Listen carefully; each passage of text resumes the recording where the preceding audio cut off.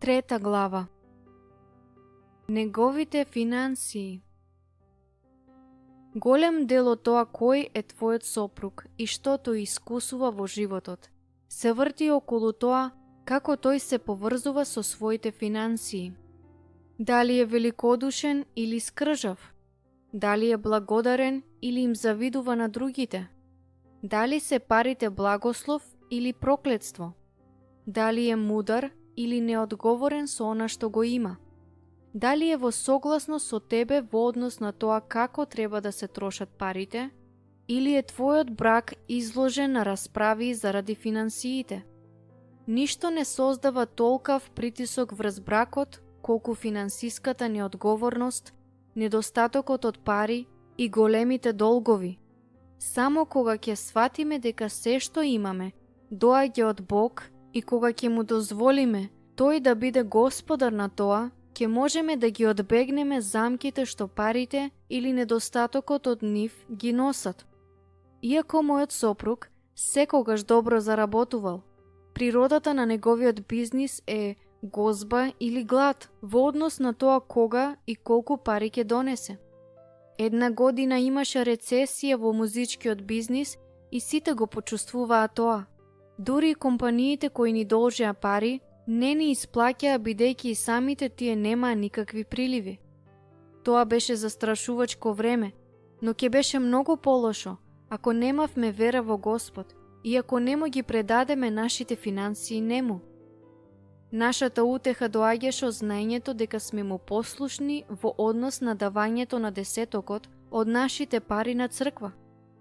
Донесете ги сите десетоци во ризницата и видете, не ќе ли ви ги отворам небесните брани и не ќе ли излеам врз вас благослов со полна мерка. Малахија, 3 глава, 10 стих. Ние исто така бевме верни давајќи им на сиромашните и оние во потреба. Блазе му на оној кој мисли на бедниот. Господ ќе го спаси во ден на неволја. Господ ќе го штити и ќе го запази жив, ќе му даде среќа на земјата. Псалм 41, 1 и 2 стих. Исто така, знаевме дека Библијата ни ветува дека оние кои го бараат Господа не трпат оскудница. Псалм 34, 10 стих. Ние секако дека го баравме Бог. Верувавме дека ако гледаме на Бог како нашиот извор и ако живееме во послушност спрема Неговата волја, Тој ќе обезбеди за нас и ќе имаме се што ни е потребно. А Тој обезбеди и ние имаме се што ни е потребно. Многу финансиски проблеми можат да се решат ако ги ставиме сите наши финансии под Божја контрола и ако го правиме со нив она што Тој ни вели да го правиме. Тоа значи да даваме кога Тој вели да даваме. Кога даваш, Бог ветува дека ќе те избави, ќе те заштити, ќе те благослови, ќе те исцели и ќе те запази жив.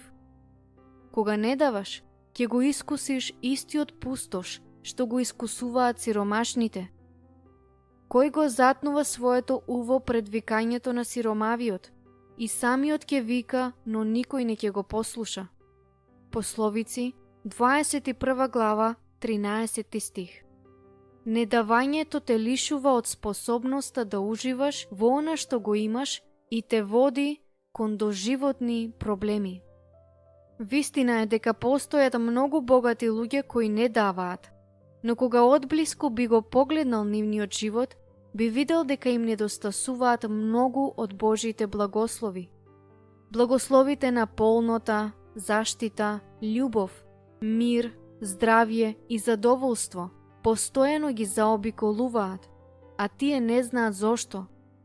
Тие придобиваат богатство, но ја губат способноста да уживаат во него. И се заради тоа што не знаат дека клучот за животот е да го познаваме Господ и да живееме според Неговата волја.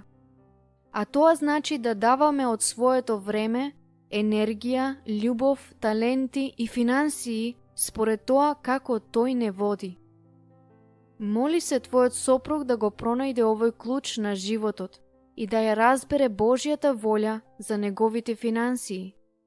Моли се да стане личност која дава и која е задоволна со она што го има, а не постојано да бара повеќе. Не велам дека тој никогаш не треба да се обиде да ја зголеми својата заработка. Сосема спротивното. Мажот заслужува да заработува онолку колку што вреди неговата работа, а неговата жена треба да се моли за тоа. Истоштувачкото аргатување кое води кон поразителна сиромаштија, заедно со огорченоста, страдањето, болеста и завидливоста, не треба да се прифати како начин на живот. Во секој случај, моли се ризниците на благословите да бидат отворени врз него, но исто така моли се сето тоа да доаѓа од Божјата рака. Господовиот благослов збогатува и не придодава никаква мака. Пословици 10 глава 22 стих. Може би нема да биде можно да ја употребуваме молитвата за да го избегнеме секој финансиски проблем, бидејќи Бог понекогаш ги употребува нашите финансии за да го привлече нашето внимание и за да не научи нешто. Но твоите молитви со сигурност ќе му помогнат на твојот сопруг и ќе го заштитат од непотребни маки и загуба.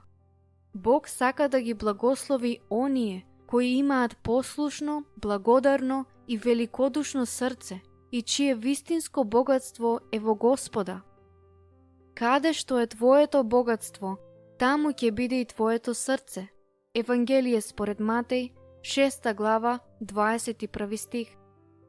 Бог сака твојот сопруг да го најде своето богатство во него, а не во неговите финансии. Молитва.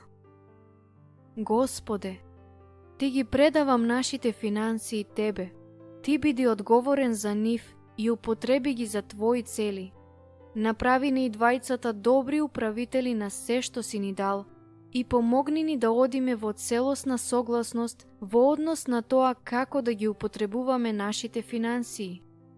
Се молам да научиме како да живееме ослободени од товарот на долговите.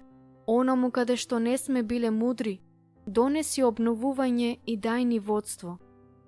Покажи ми како јас можам да помогнам да ги зголемиме нашите финансии, а не да ги трошам неразумно. Помогни ни да запомниме дека се што имаме ти припаѓа Тебе и да бидеме благодарни за тоа. Се молам на името на сопругот, да му биде лесно да ти дава Тебе и на другите како што ти не учиш во Твоето слово. Помогни му мудро да управува со парите. Помогни му да донесува добри одлуки за тоа како троши. Покажи му како да планира за иднината. Се молам да најде совршена рамнотежа меѓу непотребното трошење и скржавото давање. Нека секогаш биде добро платен за работата што ја работи. И нека неговите пари никогаш не бидат украдени, изгубени, уништени или залудно потрошени. Умножи ги, за да може она што го заработува долго да трае. Се молам да не биде загрижен за неговите финансии, туку да го бара прво Твоето царство, знаејќи дека ако го прави тоа, ќе имаме се што ни е потребно.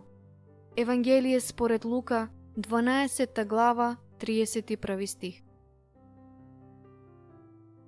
Мокни алатки.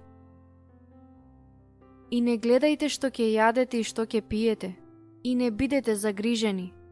Сето тоа го бараат луѓето од овој свет, а вашиот татко знае дека тоа ви е потребно. Туку барајте го неговото царство и тоа ќе ви се придодаде. Евангелие според Лука, 12 глава, од 29 до 31 стих. Па ако Бог му дал на човекот богатство и имот, за да ужива и за да биде задоволен со своето дело, и тоа е дар од Бога. Проповедник, 5 глава, 18 стих. Кој му дава на бедниот, не трпи скудност, а кој ги одвраќа своите очи, ќе биде проклет. Пословици, 28 глава, 27 стих. Млад бев и остарев, но не видов напуштен праведник или неговите деца да просат леп. Псалм 37 глава, 25 стих. А мојот Бог ќе ги исполни сите ваши потреби според своето богатство во славата во Исус Христос. Филипјаните 4 глава, 19 стих.